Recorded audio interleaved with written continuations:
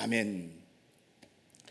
다니엘의 적대자들이 다니엘을 함정에 빠뜨리기 위해서 새로운 법을 만들지 않았습니까?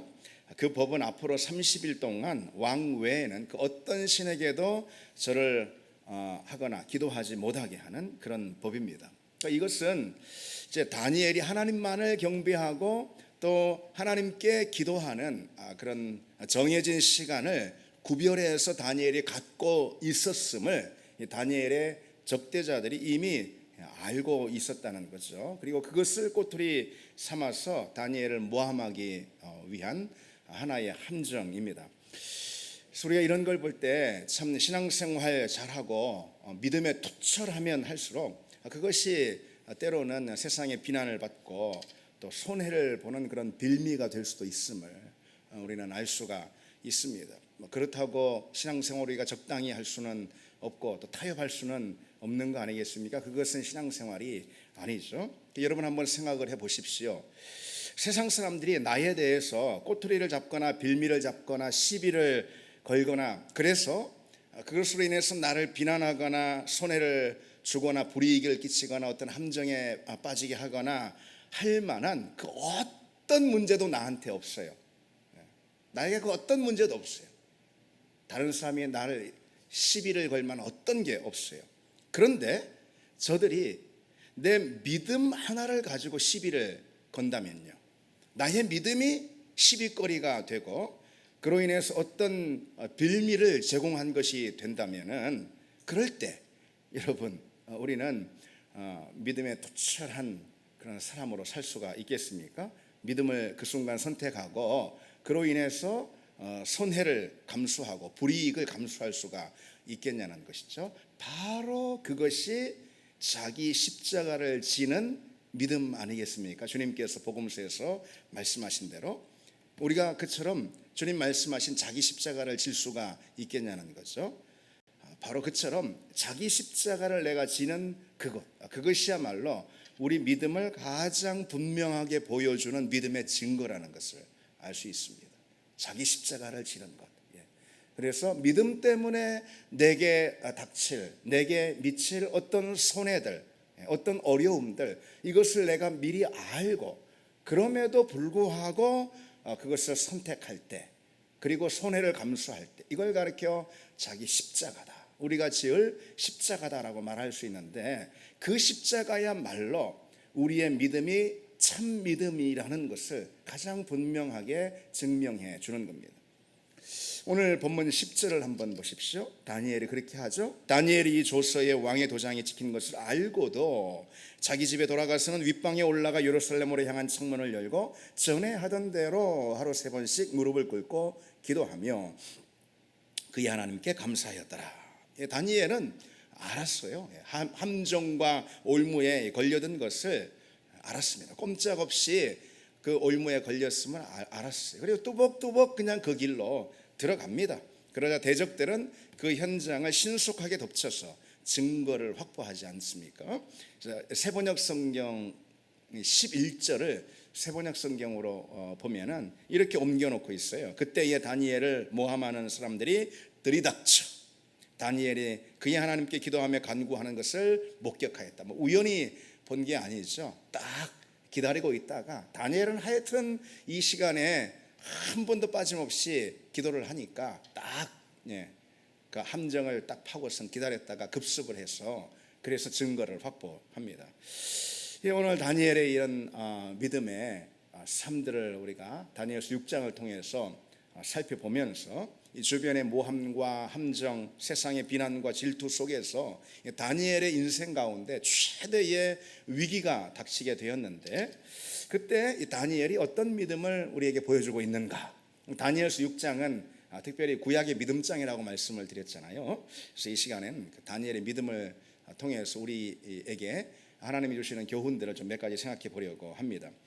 우선 이제 다니엘의 신앙은 어떤 신앙인가, 이런 질문을 던져볼 때 무엇보다도 다니엘의 신앙은 의연한 신앙, 의연한 다니엘의 믿음을 오늘 본문을 통해서 우리가 확인할 수가 있잖아요. 10절에 다니엘이 이 조서에 왕의 도장이 찍힌 것을 알고도 그랬습니다.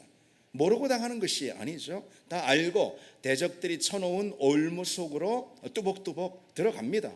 다니엘은 타협하지 않고 의연하게 이 상황, 이 위험을 마주하고 있어요. 의연하게 자기에게 닥칠 고통 또 시련을 향해서 들어가고 있습니다.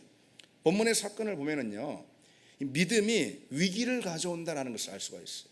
우리의 믿음이 과연 진실된 믿음이라면은 그런 믿음은 때로 우리 인생, 우리 삶 가운데 위험을 가져다 줄 수가 있다 이거죠. 그러나 그 위기에 의연한 믿음을 가지고 마주할 때 오히려 그 위기가 우리에게 기회가 될 수가 있다는 것 또한 오늘 다니엘서 6장은 우리에게 가르쳐 줍니다. 믿음 생활 잘 한다고 뭐 우리 인생이 순탄해지고 뭐 우리 인생이 모든 것이 잘 풀리고 그런 것은 아니라는 것 좀 우리가 다 잘 알고 있잖아요. 충성스러운 믿음일수록 그 믿음은 오히려 더 위기에 휘말릴 수가 있습니다. 위협에 노출될 수가 있어요. 다니엘에게 위기를 가져온 것, 다니엘의 인생이 얼마든지 다 잘 풀릴 수가 있는데 그런 다니엘에게 위기를 가져오는 것은 다른 것이 아니었습니다. 그의 믿음이었다는 거죠. 다니엘은 어쩌면 이런 생각 우리가 좀 해볼 수가 있어요. 우리가 인간적으로 우리 시선으로 볼 때 좀 잠시 동안만이라도 이렇게 좀 기도를 멈추면 뭐 그걸 꼭 타협이라고 할 수가 있겠냐. 잠시 동안이라도 좀 기도를 좀 멈추든지 아니면은 뭐 그 이제 법률의 효력이 30일 정도밖에 안 되니까 아니면은 공개적으로 그렇게 꼭 기도하지 않아도 되지 않는가. 다들 알잖아요. 다니엘이 아주 고위직에 있기 때문에 최고의 총리 아니겠습니까? 그러니까 다니엘의 어떤 일과에 대해서 다 안단 말이죠. 더군다나 하루에 3번씩이나 자기 집에 들어가가지고 예루살렘을 향해 창문을 열어놓고 기도하는 거, 이건 누가 모르는 사람이 있겠습니까? 그러니까 30일 동안 뭐 기도를 혹 한다 하더라도 멈추지 않고 한다 하더라도 좀 뭐 마음속으로 얼마든지 기도할 수 있는 거잖아요. 하나님은 중심을 다 보시는 분인데 그렇잖아요. 얼마든지 삶의 자리에서 마음으로 기도하며 주님께 집중하는 그런 태도, 이거야말로 뭐 기도 아니겠습니까? 그렇게 할 수 있는데 다니엘의 믿음이 그걸 용납하지 않는 거예요. 그렇게 할 수 있습니다. 그것도 기도 맞습니다. 그러나 대적들이 그것을 올무로 삼으려 하고 다니엘의 믿음을 시험하려고 하는 그 상황이기 때문에 다니엘의 그 믿음이 그걸 용납할 수가 없었던 거예요. 의연한 믿음이기 때문에 그렇습니다. 그래서 의연한 믿음이라는 것은 강하고 굳세가지고 절대로 어떤 환경에 굴복하거나 꺾이지 않는 그런 신앙을 말하는 거죠. 그런 의연한 믿음, 이거야말로 우리 신앙을 말해주는, 우리 신앙의 수준을 말해주는 가늠자다라고 말할 수가 있어요. 우리 믿음을 꺾는 위기와 시련, 그 앞에서 우리 믿음이 얼마나 고집스럽게 마주할 수 있는가, 그 환경 가운데 얼마나 고집스럽게 마주하는가, 참 이것이 대단히 중요한 우리 믿음의 수준을 재는 가늠자가 될 수 있다는 거죠. 타협하지 않는 그런 신앙, 이것은 우리 인생의, 우리 삶의 자리에 때로 위기를 가져올 수가 있습니다. 관계의 위기를 가져올 수도 있고요. 다니엘은 사자굴에 결국은 던져지지 않았습니까? 하지만 그 위기가 다니엘의 믿음을 증거하는 그런 기회가 오히려 되었죠. 또 뭐 위기라는 단어 뭐 흔히들 말하잖아요. 위기는 사실은 위험과 기회를 합쳐놓은 그런 단어라고요. 믿음이 없으면요, 여러분, 위기 때 기회는 사라지고 맙니다. 우리가 이 사실을 꼭 기억을 해야 합니다.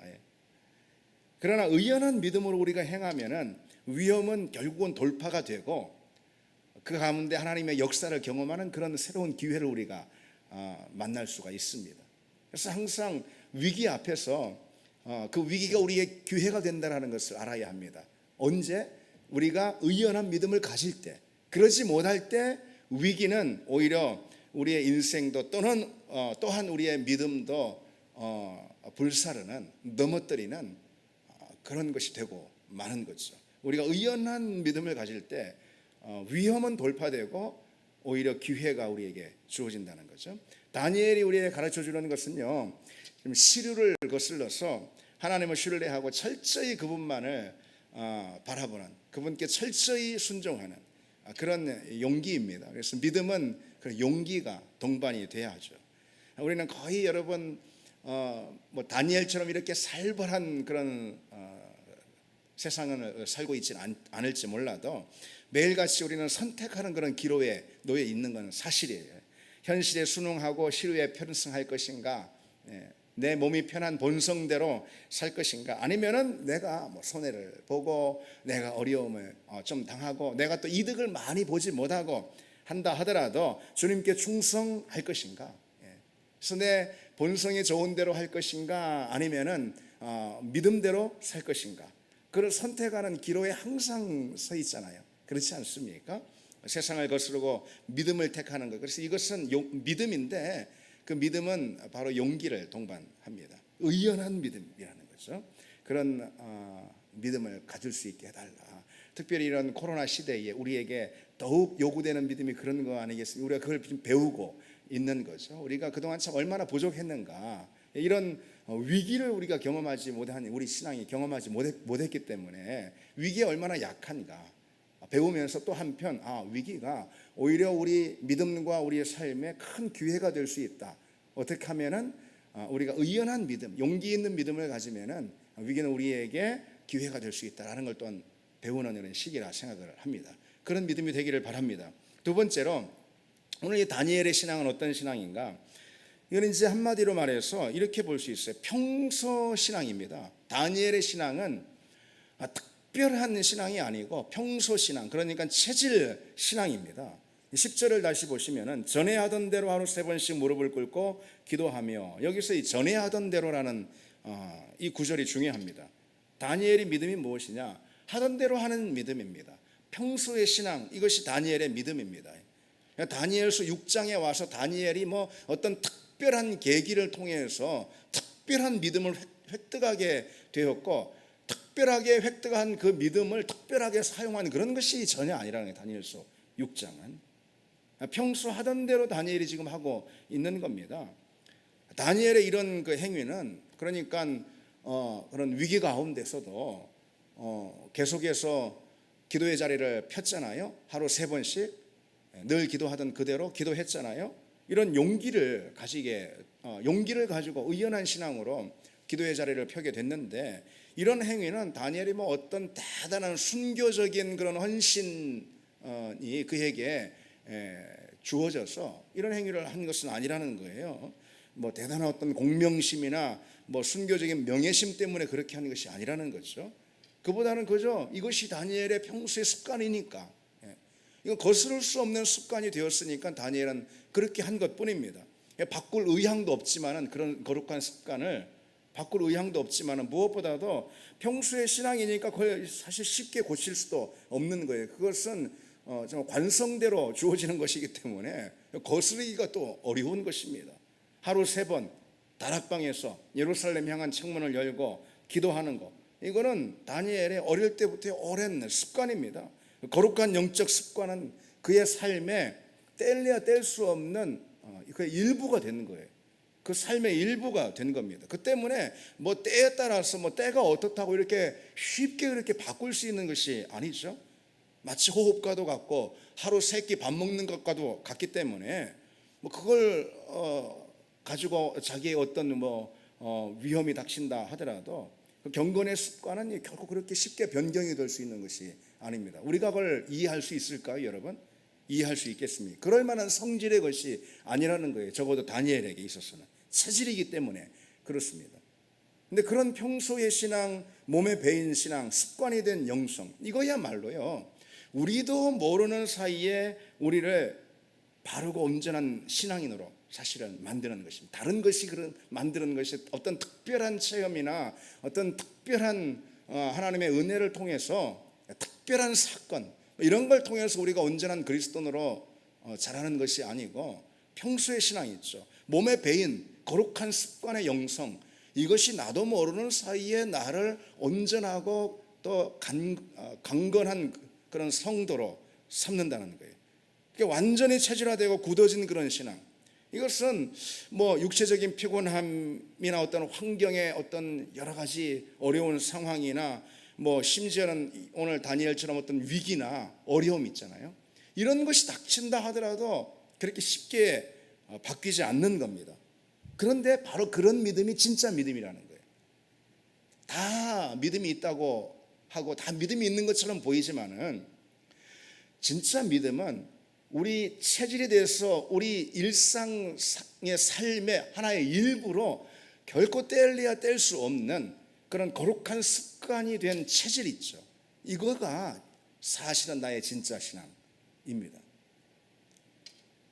피곤하다고 바쁘다고 무슨 어려움이 있다고 체질화된 그런 신앙, 거룩한 습관이 된 그런 신앙은 뭐 피곤하다고 바쁘다고 뭐 하다고 이렇게 위기가 심지어 닥쳤다고 해서 이렇게 바꿀 수 있는 것이 아니면 포기할 수 있는 것이 그렇게 쉽게 양보할 수 있는 것이 아닙니다. 그건 자기 존재의 일부가 되었기 때문에 그래요. 그래서 어떤 환경이라 하더라도 그건 쉽게 바뀌지가 않습니다. 그런데 그런 신앙이야말로 실은 진짜 신앙이라는, 진짜 믿음이라는 거죠.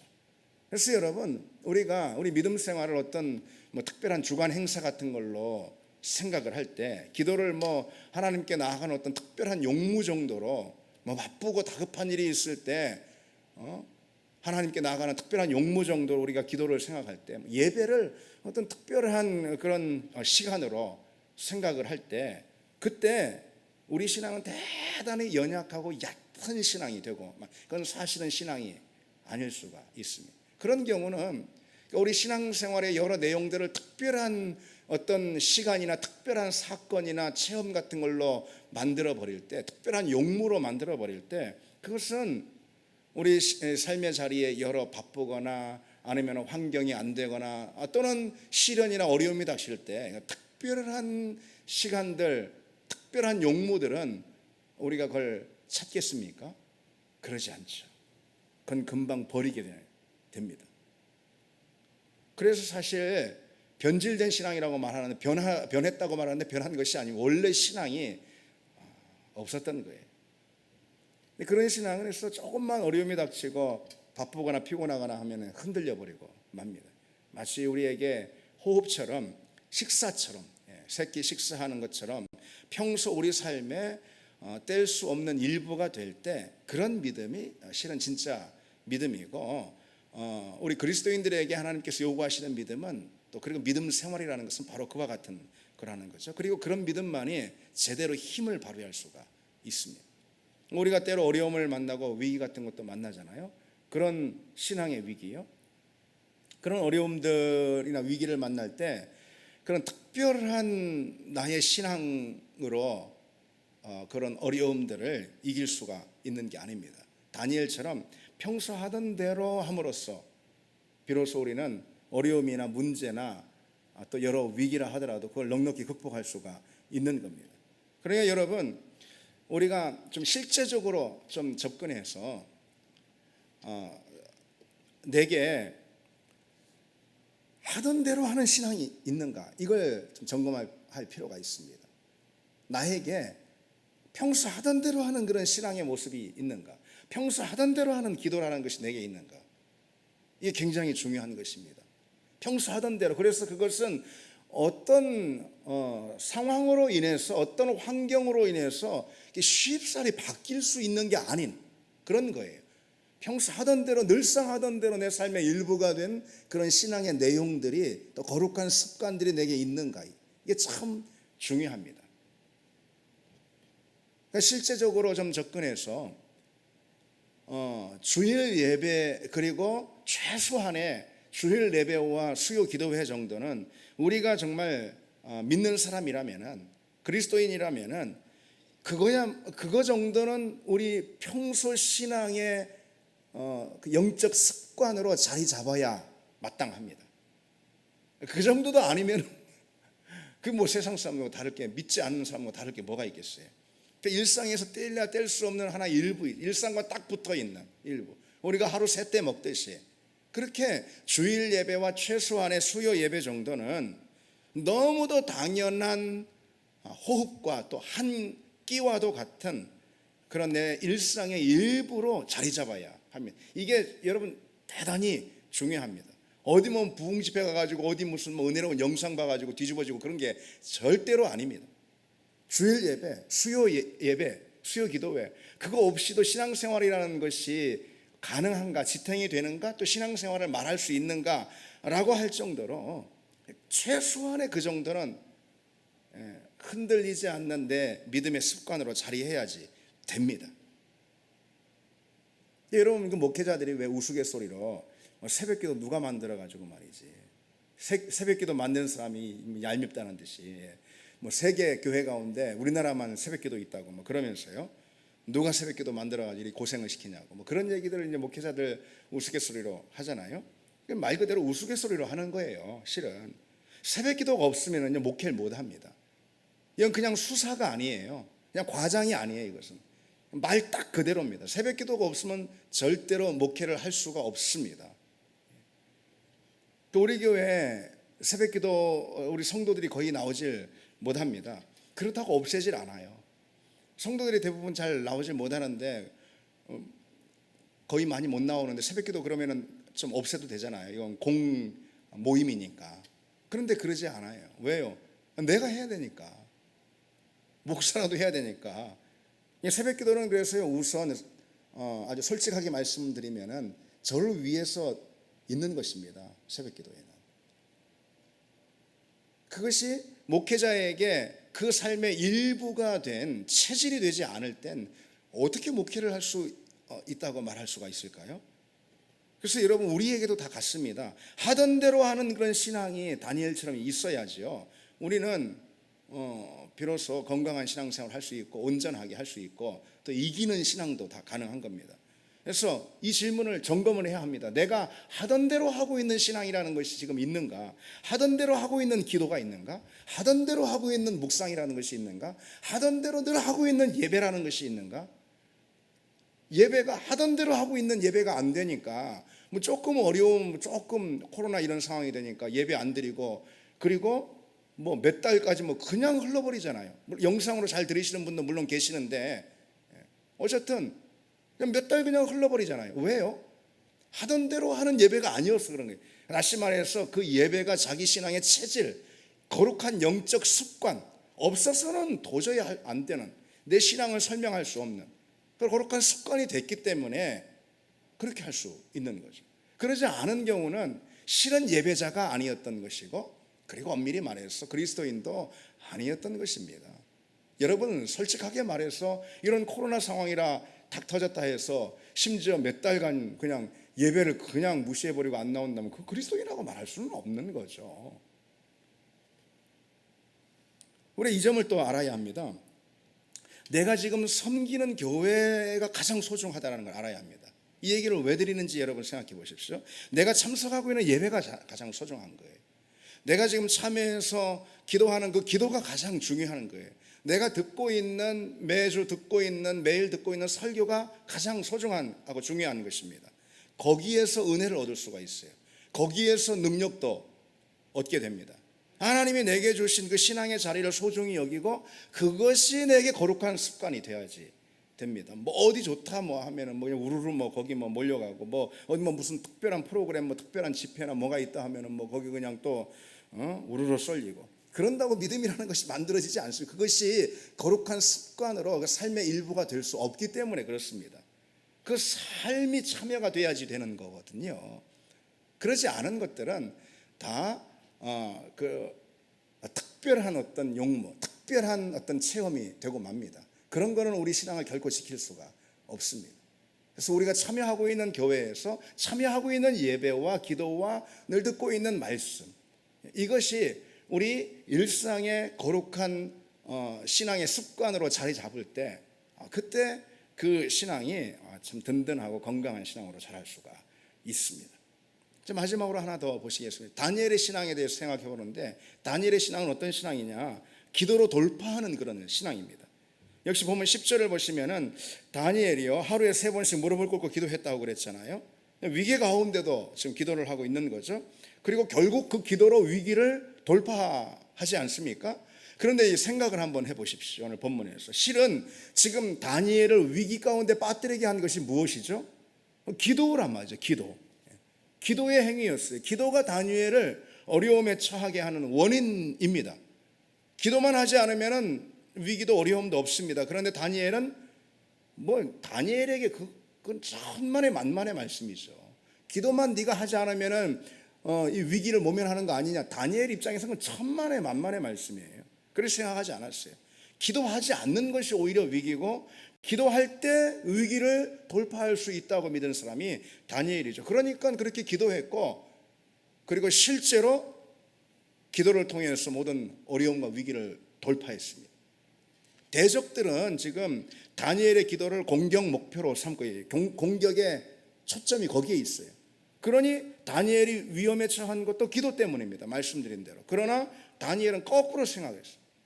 그렇다고 기도를 멈추면 그것이야말로 진짜 위기를 불러오는 것이라고 다니엘은 생각을 했습니다. 물론 그게 체질이기 때문에 멈출 수도 없어요. 그거는 관성대로 가는 거니까.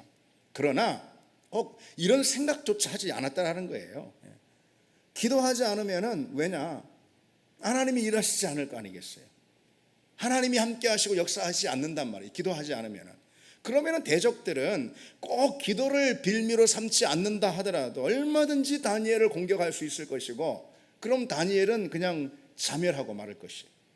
그러나 다니엘이 기도를 멈추지 않으면은 당장에 기도하는 것으로 인해서 위험에 처할 수는 있을지 모르지만, 기도하면 하나님이 일하시기 시작하는 것이고, 그러면은 모든 위험에서 하나님의 능력이 다니엘을 능히 구하고도 남는 거죠. 다니엘에겐 그런 믿음이 있었습니다.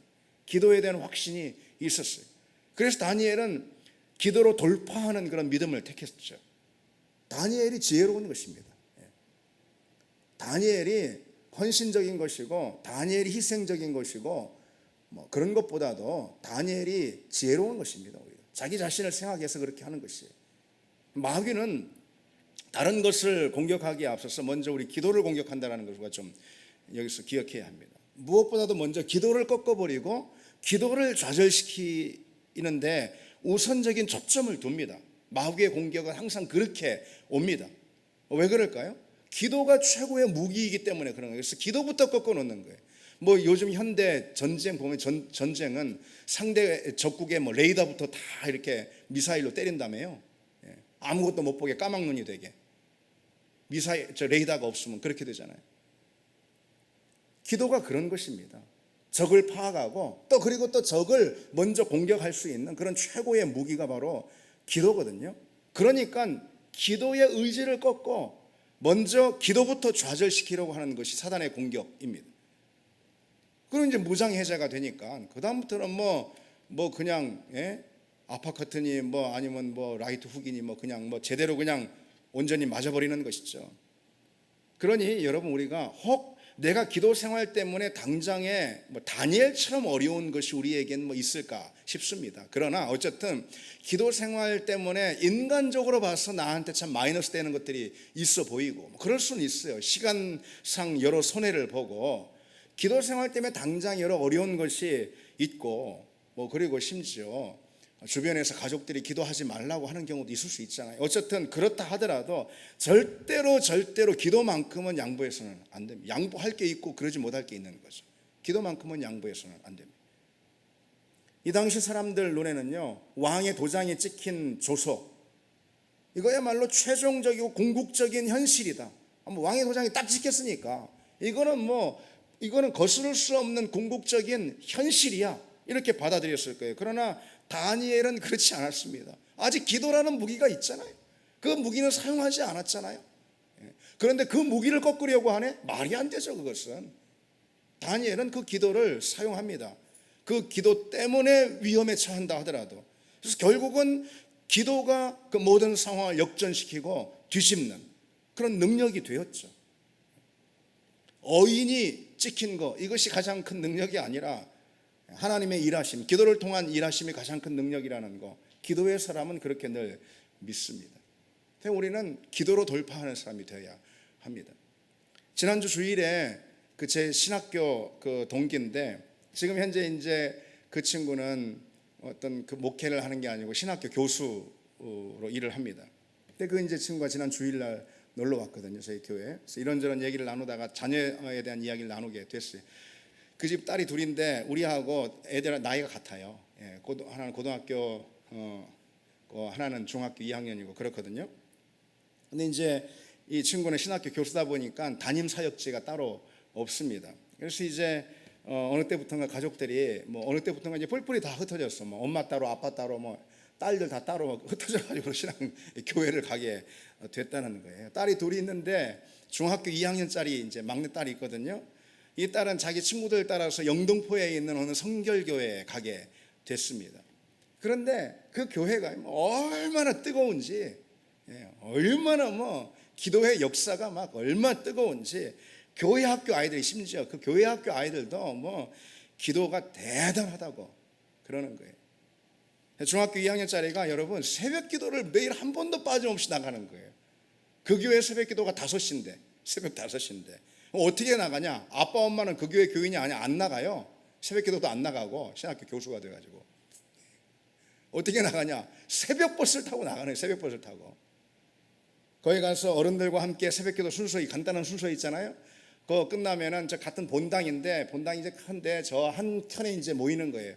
그래서 거기 중등부 전도사님하고 중등부 아이들이 쫙 나와가지고, 뭐 어른들도 다 나왔죠 물론. 저기 한켠에 모여가지고선 거기서 새벽기도 본 순서 끝나고 1시간 반을 기도한다는 거예요. 참 믿겨지지가 않더라고요.